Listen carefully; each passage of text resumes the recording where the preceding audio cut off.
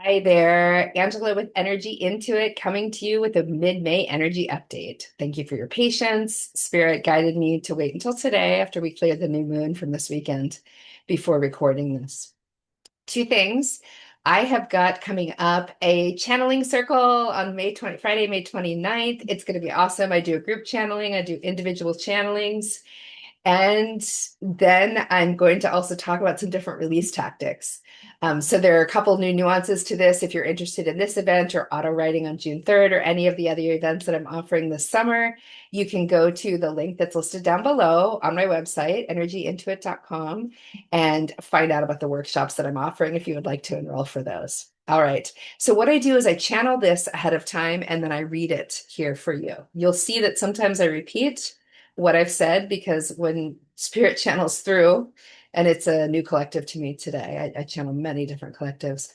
When they bring their information through, sometimes they can make their sentences very wordy and verbose or very arcane.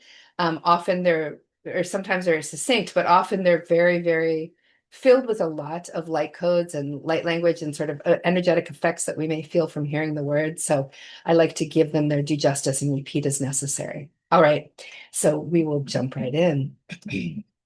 Mid-May energy update. We are now in a time of increasing unity, the beat of the feet that are ready to march towards a more righteous world. All together now is the mantra of chosen support as we all move forward in spite of the unruliness and brashness of the world leaders and global events. The refusal of sorts, the refusal to engage in the games of the past, are where some of you humans are. Deciding upon new directions, deciding to stay put, and then question the systems that used to offer them comfort and perceived safety and security, yet no longer yielding as such. This is a really wordy paragraph. I'll read it again. They're not very complete sentences either. My apologies from the way that it came through from spirit. The refusal of sorts, the refusal to engage in the games of the past, are where some of you humans are. Deciding upon new directions, deciding to stay put, and to stay put and question the systems that used to offer them comfort and perceive safety and security, yet no longer yielding as such. You see, the massive reveal has been to all humans what character looks like: good, bad, and duplicitous. Variable from individual to individual, the character of each individual bleeds into each system. The differences in you individuals walking with the masses are in the stages of belief and disbelief now.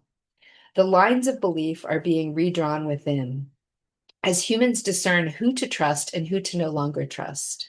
More humans are experiencing their psychicness and aren't sure what is happening. Ever more are realizing, hey, that was a message that I just received from a guide. This is fun when it happens. For those further along, more are discerning psychically for themselves, and their processes are bringing up more questions than answers. Foundations, we say, neglect not your foundations. Your groundedness in the world and in your philosophical views, as you move through this rapidly accelerating time, these are your guardrails. Your compass points derive from your desires, pursuits, and passions. Choose wisely, dear ones, as this is the beginning of a new age. The ramp up is starting, and staying in alignment with who you are at a soul level is the pathway forward now. We are ready to share some time frames on this period now.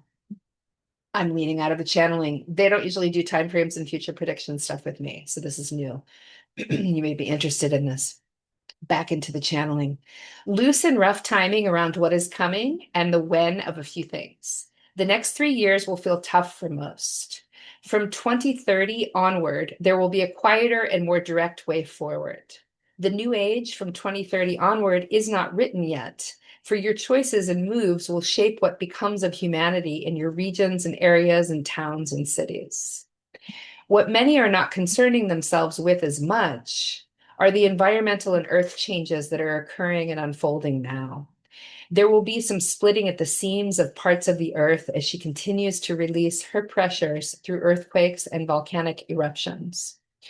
2028 may hold some particularly harrowing times for humans in Asia and Southeast Asia. Tsunami warnings will become more frequent in the second month of 2027. and in the 6th and 7th months of 2028. The Earth is both cycling and angry. She is frustrated with the humans, and in spite of many of the humans loving her and treating her respectfully, she is frustrated by those still attempting to dominate her and expecting her submission to suit their monetary needs. The cycling is more longitudinal, and the humans have absolutely sped up her apparent demise.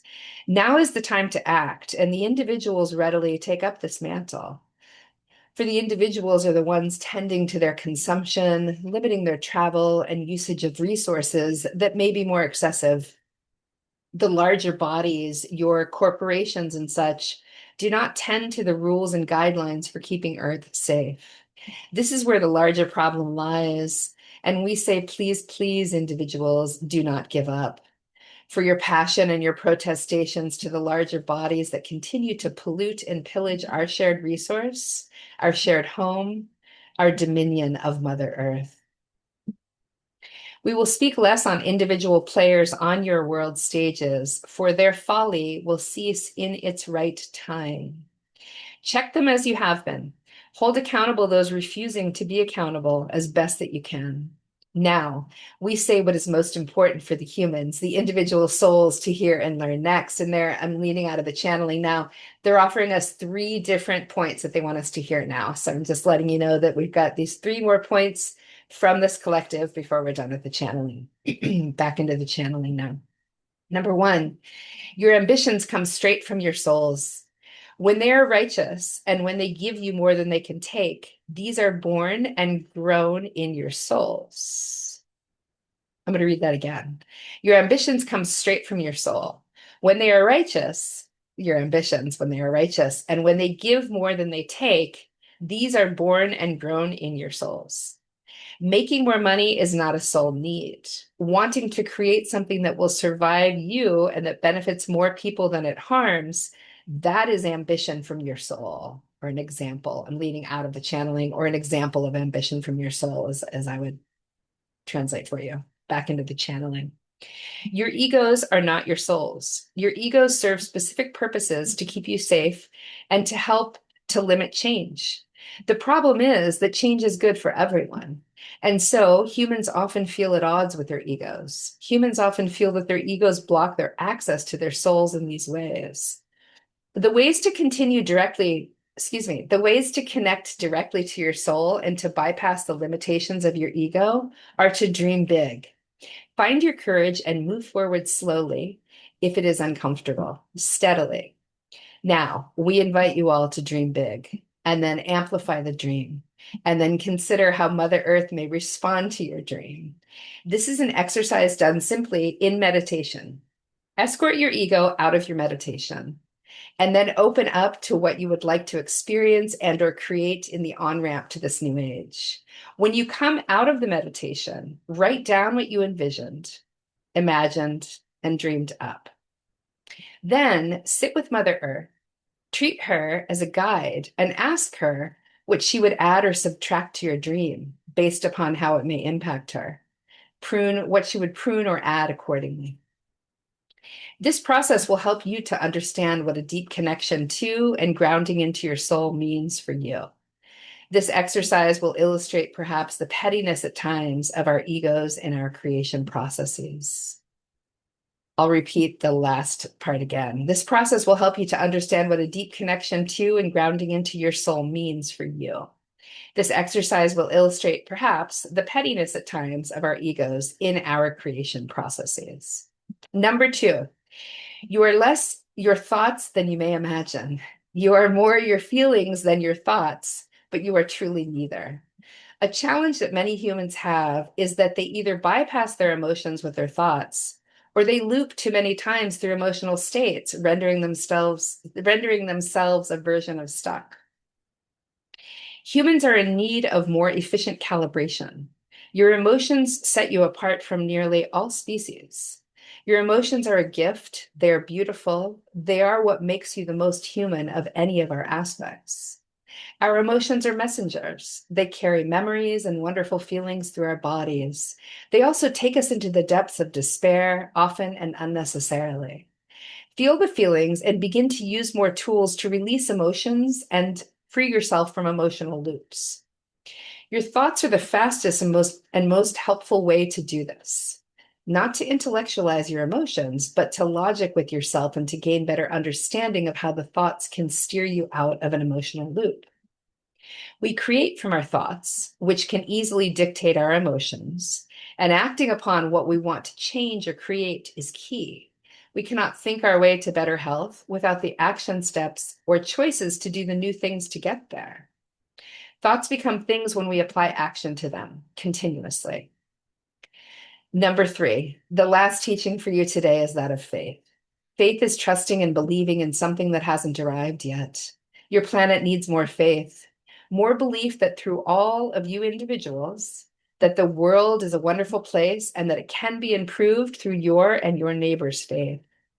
In spite of the shredding of systems, the overt duplicity that all are witnessing, the apparent sadistic and selfish ways of too many, along with all that enrages the masses, well, more faith is the antidote. Through your faith, you bring yourself peace. Through your trust that we are all making this world a better and more habitable place to live each day, well, then you will sleep better and more peacefully at night. Endless worrying helps no one. That would be an emotional loop that will keep you stuck. If faith feels like a blind target, we say place faith in your higher self. For your higher self, your oversoul, the monad from which you originate, have faith in her, for she is your wisdom keeper. You may feel lighter as you do this. Faith will balance you and offer you some energy back. Humans need peace within to create and to thrive. Humans can better support each other when we are grounded in faith. The times are changing now rapidly. This speed will not let up for a while, so settle in, dear humans. Trust that through connecting with your soul versus your ego, that by balancing your thoughts and emotions and the ways in which they run amok in unhelpful ways, and of course by standing in faith more frequently, that these are the pathways forward. We are the Star Collective of 8, here to assist and guide the humans on planet Earth. You are more ready for this change than you think. All right. There was our channeling for the second half of May. I hope that it serves you all well, supports you in all of the ways that you may take it in and hear and understand what's going on with you and for you in these tumultuous times. I wish you all a wonderful balance of May, and I hope to see you on the Channeling Circle on May 29th. Take care. Bye.